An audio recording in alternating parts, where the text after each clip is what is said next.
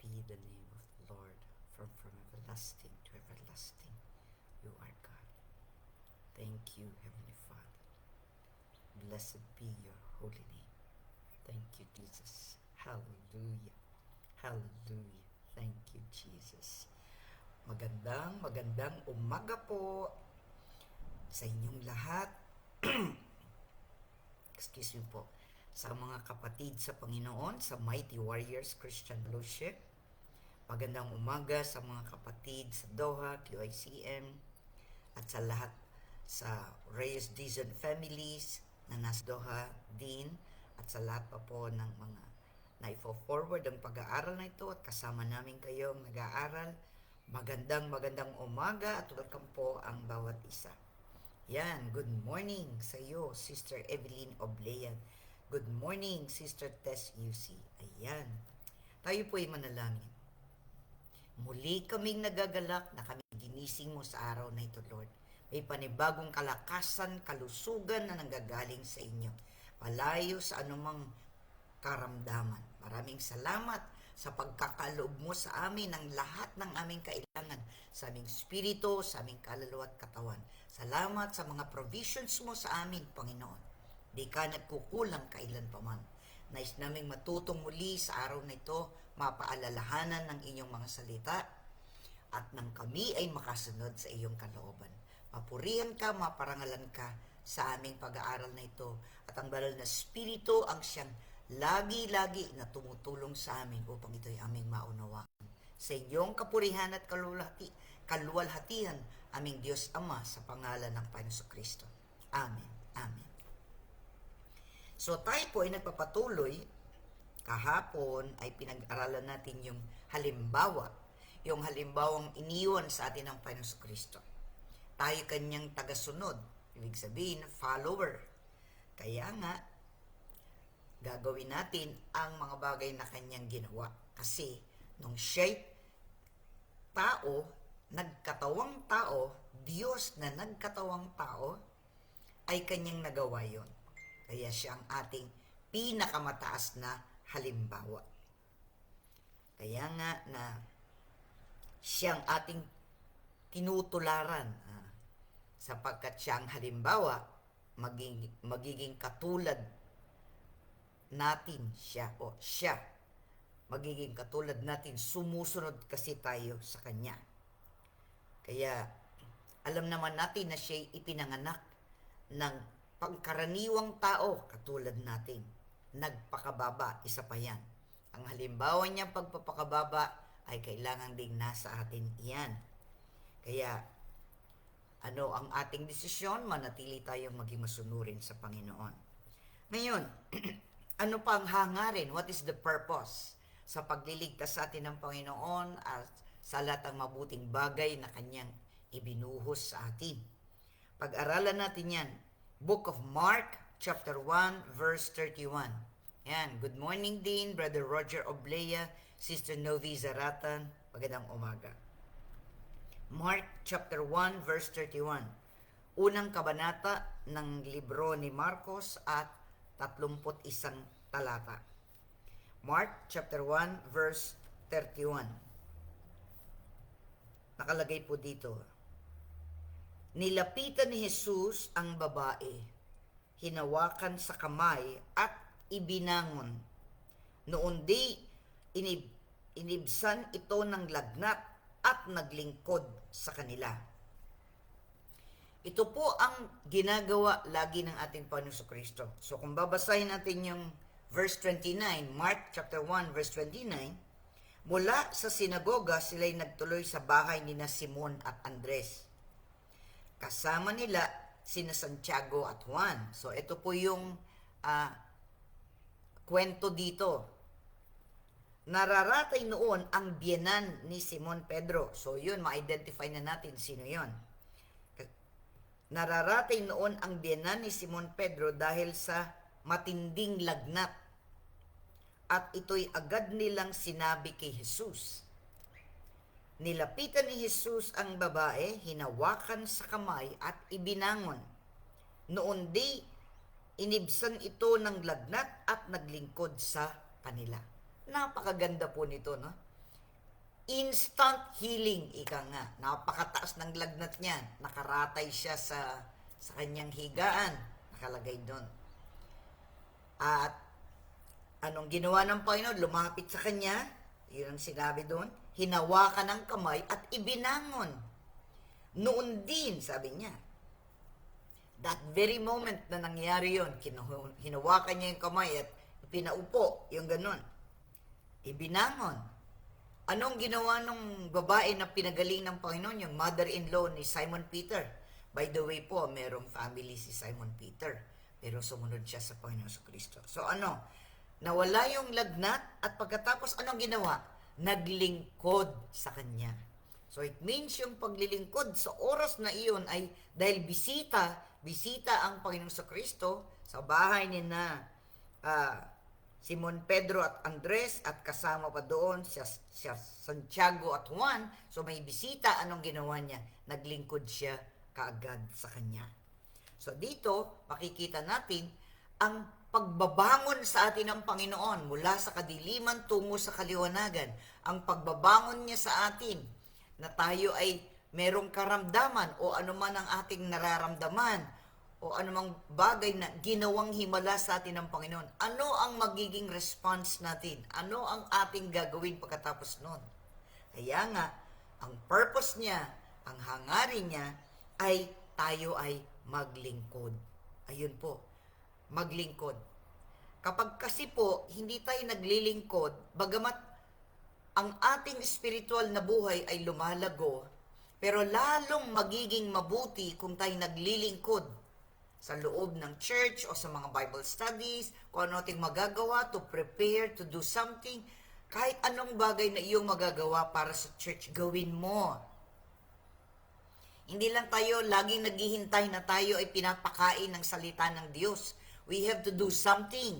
Merong action ang ating gagawin. Nananampalataya tayo, tama. Ang pagsunod sa Panginoon, mas mahigit yun kaysa sumasampalataya ka lang. Maraming sumasampalataya. Pero yung tagasunod, yung sumusunod sa lahat ng sinabi ng Panginoon, kakaunti lang yun. Sinasabi na ng Biblia. Sabi ng Panginoon, sundin mo, doon ka dumaan sa narrow way, sabi niya. Yung masikip na daan. Konti lamang dumadaan doon, sabi niya. Pero maraming dumadaan sa mga highway kasi mabilis doon. Kaya ang paglago natin, hindi minamadali, kundi ninanamnam natin ang sinasabi ng salita ng Diyos at step by step tayo humahakbang para masunod natin ang kalooban niya. Kaya nga, agad-agad na ginawa ng biyanan ni Simon Pedro ay maglingkod sa kanya.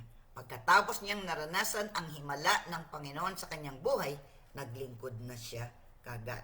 Ngayon, ano ang mga bagay na naitulong sa atin ng Panginoong Kristo? Di ba napakarami niyang naitulong sa atin? Ang kaligtasan natin, hindi natin pwedeng bayaran. Binigay niya yan, di ba? Kung binigyan niya tayo ng buhay na walang hanggan at lahat ng mga benepisyo o mga pagpapala bilang mga mananampalataya, ano ang ating gagawin? Huwag lang tayong tagapakinig. Gumawa tayo. Kahit na lamang sa loob ng church, napakaraming gagawin if you will volunteer. Kailangan po gawin natin lahat yan. Huwag nating asahan na mayroong laging gumagawa. Maglingkod tayong lahat at makikita natin ang paglago nating espiritual. Hanapin natin, gawin natin na ating kahit na nagwalis, nag-alis ng basura, yung gano'n, ano man ang ating magagawa, lalo na sa loob ng church. We have to do it. Lahat tayo may kakayanang magawa yun. Amen po ba? Kaya, kung tayo niligtas niya, magmula sa kapahamakan, tungo sa kaliwanagan, tayo binigyan niya ng buhay na walang hanggan, hindi na tayo mahatulan, napakaraming pagpapahala, mananatili na lamang tayo doon, hindi tayo aangat, hindi tayo lalagong spiritual kapag hindi tayo naglilingkod. So, mayroong napakalaking puntos, ika nga, kung tayo ay naglilingkod sa abot ng ating makakaya. Kung minsan, hinahayaan na lang natin doon, gawin natin. Kapag meron tayong makita na maitutulong, gawin na natin yon. Wala na kailangang mag-utos sa atin. Tayo ang magtanong, ano po ba ang pwede kong gawin? Diba? Diba? Anyway. So, ano ang nararapat nating tugon o gawin? Maglingkod tayong lahat. That is the purpose. Kapag ang lahat ng mananampalataya at tunay na mananampalataya ay nagmamadaling tumulong, napakagaan ng gawain. Hindi magiging mabigat. Hindi napapasa lamang sa isa, dalawa, tatlong tao ang lahat ng bigat pagkatapos ng lahat sitting pretty na. Hindi po ganoon ang nais ng Diyos sa atin. Tayong lahat ay sama-sama na gumawa. Para sa ganon, mas bibilis, mas aangat ang ating spiritual na buhay at tayo magiging pagpapala. Sapagkat kung yan ginagawa natin sa ating bahay, gawin din natin yan sa bahay ng Panginoon. Di po ba? Gawin natin. Minsan napakahirap na, every Saturday, pumunta yung mga ganito, pumunta yung mga kabataan, pumunta yung mga... Minsan, kapag una, ang dami. Tapos, every week, pakonti ng pakonti. Alam niyo po, yan ang isa sa mga kahinaan natin, kahit na mga mananampalataya. When it is a volunteering act, nagbo-volunteer ka, pakonti ng pakonti ang mga pumupunta. Our actions, ang ating gawa is from the heart. Sipin nyo na lang kung ako na inyong pastor, tinatamad ako, hindi ako mangangaral, hindi ako magtuturo, anong mangyayari? Ha? Diba? Tatama rin ako, sabi ko, tinatamad ako, ayokong tumayo, hindi ako mangangaral. Pwede ba yun? Hindi po, diba? Hindi. Merong nagbibigay sa amin ng inspirasyon para gawin namin yan. Who is our inspiration? Who are we following? The Lord Jesus Christ. Ang buhay niya, ipinaglingkod niya ng buong puso. Kaano man ang pangangailangan, nandun siya, dadalhin sa kanya, gagawa. Maraming himala siyang ginawa. So maraming himala ang gagawin sa atin ng Panginoon. Pagtulong-tulong tayong ginagawa yan. Because the purpose, ang hangarin ng Diyos, lahat tayo na mananampalataya ay maglingkod ng buong puso. Hindi napipilitan, kundi naglilingkod. Para kanino?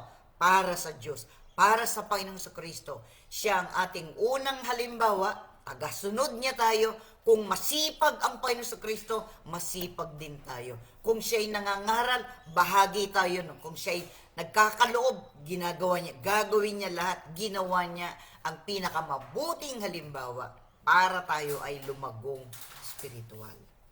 Yun. Tingnan natin. John chapter 12 verse 26. John chapter 12 verse 26. Ito na ang kasunod. Hallelujah. Good morning, Sister Maria Gedaria. Ayan, salamat. John chapter 12 verse 26.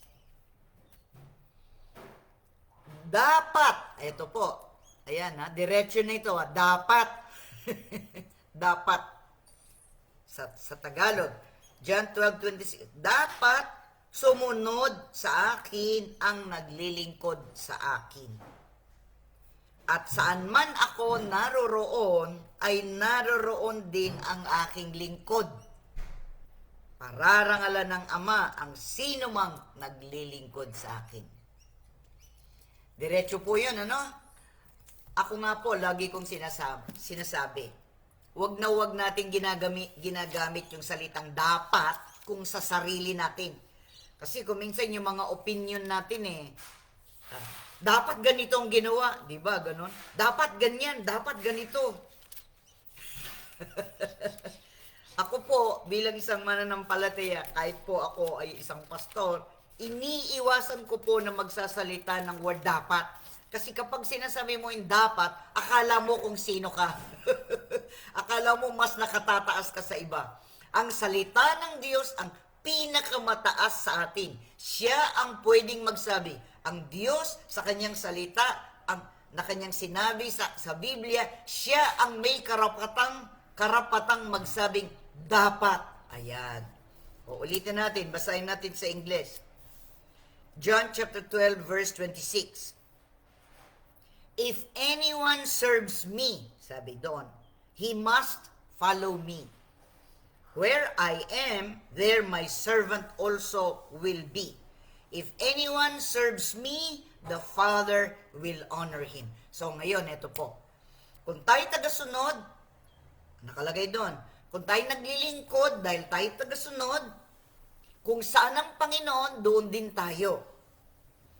At sabi niya, ang pangako ng Panginoon, sa lahat ng naglilingkod sa Kanya, ang Ama ang magbibigay ng parangal sa Kanya. Hindi ang tao. Ang paglilingkod ay dahil ito ay sinasabi ng salita ng Diyos at udyok ng puso mo na nais mong maglingkod. Hindi ka napipilitan. Hindi ka lang sinabi, o ikaw gawin mo ito, o ikaw gawin mo yan. Hindi ganoon. But with all our heart, we serve. Ang unang pinakadakila na ating natanggap sa buhay ay ang makilala natin ang Panginoon sa Kristo at tanggapin natin siya bilang sariling tagapagligtas at manunubos ng ating buhay. That's the highest, that's the best na makilala natin, tanggapin natin siya. At pagkatapos nun ay maging tagasunod. We become a follower, we become a disciple. Kaya po, ang sikreto ng mga matagumpay na mananampalataya ay sapagkat sila ay naging tagasunod. They became a disciple, they became a learner. Sila yung natututo at sa kanilang natututunan, ginagawa nila yon. Humahakbang sila ng may pananampalataya. At kapag tayo naglilingkod, ito ay buong puso sapagkat alay natin yan sa Diyos. Sabi ng salita ng Diyos, pararangalan tayo ng Ama kapag tunay at totoo ang ating pinaglilingkuran, ang ating paglilingkod sa Diyos. Kay Kristo Jesus, yun ang ating sinusunod. At pagkatapos may sinabi siya dito. Pansinin niyo po ang sinabi niya. Basahin ko uli sa Tagalog. Dapat sumunod sa akin ang naglilingkod sa akin. Susunod tayo dahil tayo naglilingkod. At saan man ako naroroon ay naroon din ang aking lingkod. Ano pong ibig sabihin nun? Lahat tayo bilang mananampalataya, merong kanya-kanya tayong role. May kanya-kanyang ipagagawa ang Panginoon sa atin. Personal na pagagawa niya na yun. So kung ano ang pinagagawa niya, iyon ang gagawin natin. Hindi natin gagawin ang anumang bagay sa ganang sarili natin lang. Gusto ko ito yung gawin ko. Gusto ko sa Sunday school ako. Gusto ko sa worship ako. Gusto ko dito ako. Gusto ko ganito. Gusto ko ganyan. Hindi po yun ang paglilingkod. That is pansarili lang yung gusto mo doon. Hindi ganoon po. Tatanong natin, Lord, saan ba ang leading mo? Saan mo ko nililid? Saan mo ko pinapupunta? Doon ako. Kasi ang sabi niya, kung saan ako naroon, nandun ka. Amen po ba? Kaya nga po, marami ang masusurpresa ng mga tao pagdating sa langit sapagkat napakarami din, ito yung kabaligtaran naman, napakaraming naglingkod, hindi pala iyon ang pinagagawa ng Panginoon sa kanila. Magkakamot ka ng ulo. Ang dami-dami mong ginawa, hindi pala yun ang pinagagawa. Di po ba? Kaya itatanong natin sa Panginoon, Lord, ano ang magagawa ko? Kanina nabanggit ko, kung meron kang nakita na anumang bagay, bakit? Bakit mo nakita yon? Kasi pinukaw ng Panginoon ang iyong mga mata, ang iyong tenga, ang iyong mga nakikita, para may nakita kang pangangailangan. Sinasabi sa iyo ng Panginoon, may kailangan doon, yun ang gawin mo. Diba? Kasi hindi tayo pwede rin mamili kung anong gusto natin. Kasi sabi niya, ang sabi ng Panginoon, yung mga naglilingkod, ito sabi niya, basahin natin ulit. Dapat sumunod sa akin ang naglilingkod sa akin. So ang sinusunod natin, ang pinaglilingkuran natin, ang Panginoong Kristo. Sinabi niya yan. Ang nagsasalita dito, ang Panginoong Kristo. At saan man ako naroroon, ay naroon din ang aking lingkod. So, ibig sabihin, i-reward ng Panginoon, pagpapalain ka niya sa mga bagay na yung pinagagawa niya, yun ang ginagawa mo, hindi yung gusto mong gawin. Amen po ba? Good morning, Sister Angelita Reyes. Ayan. Tingnan niyo po. Kaya nga, tatanungin natin ang Panginoon, saan mo ko gustong maglingkod at anong paraan? Kung minsan sinasagot ka na ng Panginoon, merong kailangan doon, pero sabi mo, ay, pagpipray ko pa kung doon ko gagamitin ni Lord. Nananalangin ka na nga nung una, kaya nung mayroong sinabi na may kailangang gawin doon, may kailangang ibigay dito, may kailangang itulong doon, yun na yun, sundan mo yun. But you can always ask the Lord. Pwede mo rin namang itanong, Lord, yun ba ang pinagagawa mo? Kung yun ang pinagagawa mo sa akin, gagawin ko. Yun ang magiging tugon natin. That is our response. Yun ang tugon natin. Lord, kung saan mo ko gustong gamitin, doon ako. Hindi yung napakarami mong ginawa, hindi pala pinagagawa ni Lord sa iyo yan. Nasayang lang ang oras at panahon mo, tumanda ka na ng ganun, pero hindi pala yun ang pinagagawa sa iyo. Pagkakamot ka talaga ng ulo, ay, ang dami kong ginawa, hindi pala yun. Hindi pala yun.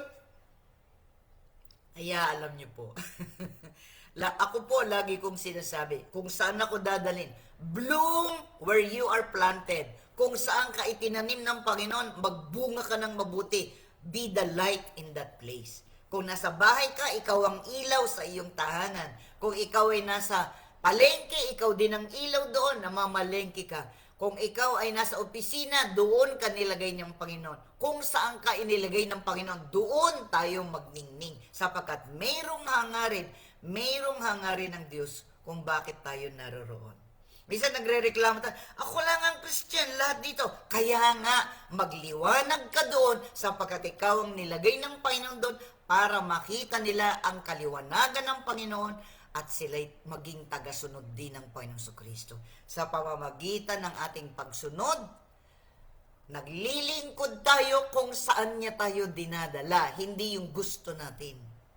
Kaya, sabi ng Panginoon dito, maliwanag na maliwanag yun. Pinaliwanag ko na nga ngayon.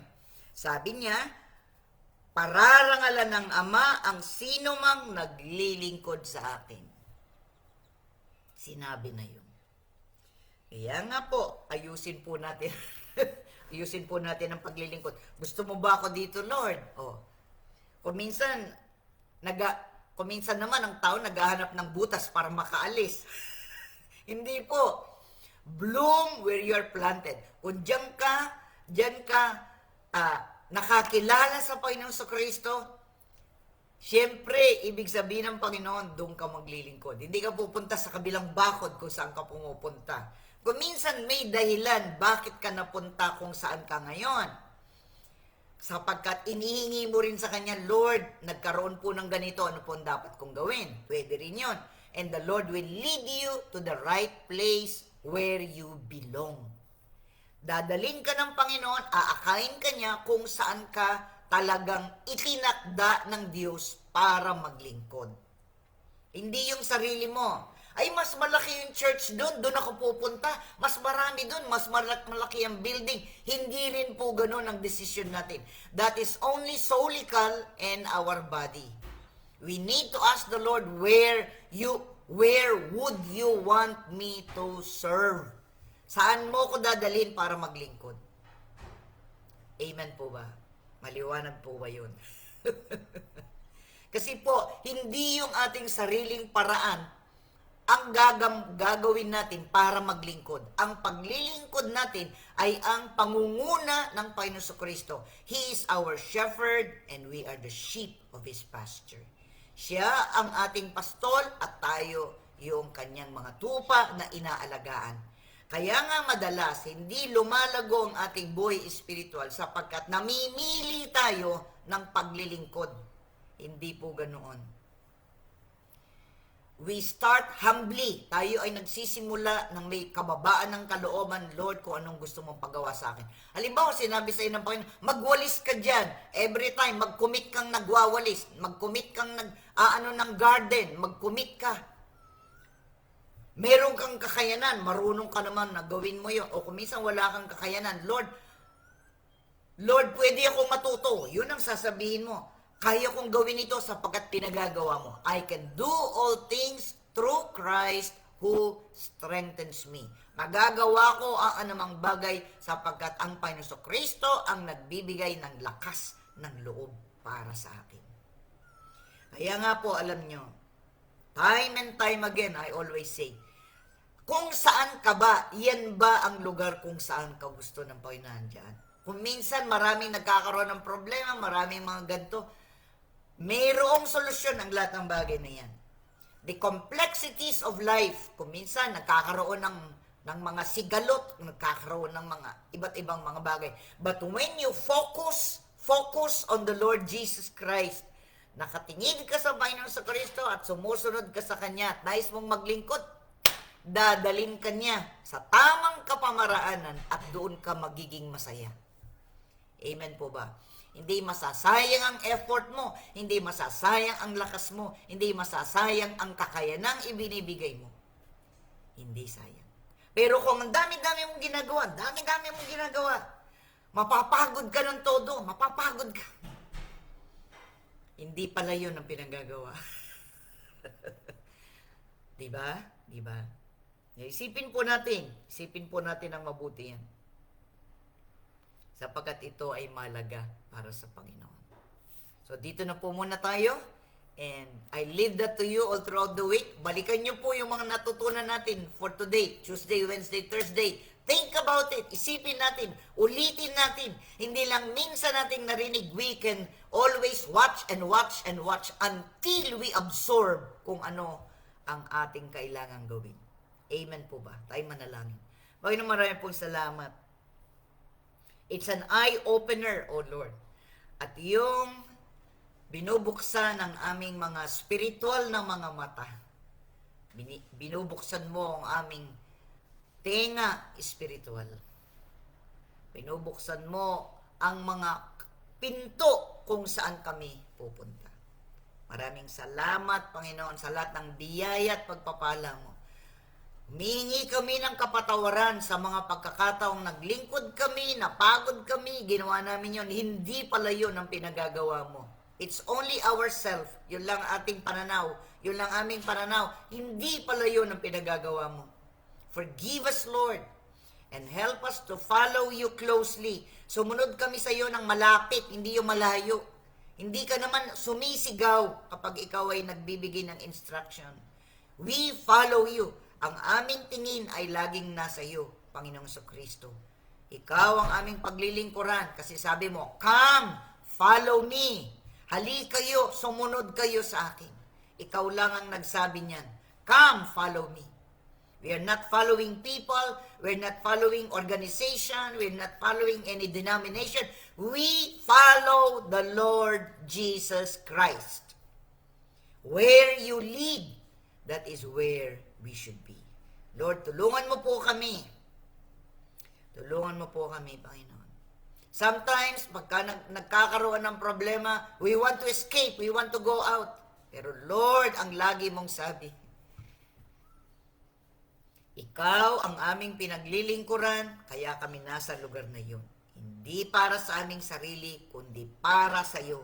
Para ang hangarin mo para sa buhay namin ang matupad. Hindi yung gusto namin, kundi ang nais mo. Ang sabi mo, pararangalan ng Ama ang tunay na naglilingkod sa iyo. Kaya Lord, maging tunay kami na tagasunod at sumusunod sa iyo, sumusunod sa instruction mo, sumusunod sa lugar kung saan mo kami gustong gamitin. Sa iyong kapurihan at kaluwalhatian sa pangalan ng Panginoon Kristo.